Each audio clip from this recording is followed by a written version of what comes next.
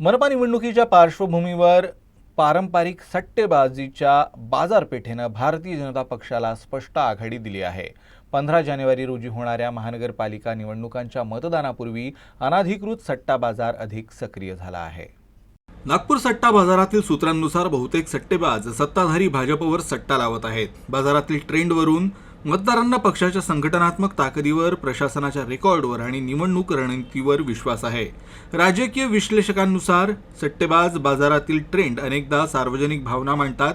गेल्या अनेक निवडणुकांमध्ये हे अनाधिकृत अंदाज प्रत्यक्ष निकालांशी जुळले आहेत, तर सट्टा बाजारातील सिग्नल अंतिम निकाल नसून ते निकालाची दिशा दर्शवतात असंही तज्ञ म्हणतात। विरोधी पक्षांनीही कंबर कसल्यामुळे स्पर्धा काटेची होण्याची अपेक्षा आहे। सध्याचे सट्टेबाजीचे ट्रेंड स्पष्टपणे दर्शवतात की भाजप आघाडीवर आहे। 15 जानेवारी रोजी मतदार कोणावर विश्वास ठेवतील आणि सट्टा बाजाराचं हे भाकीत निवडणुकीच्या निकालांमध्ये रूपांतरित होईल का, हे निकालानंतरच स्पष्ट होणार आहे।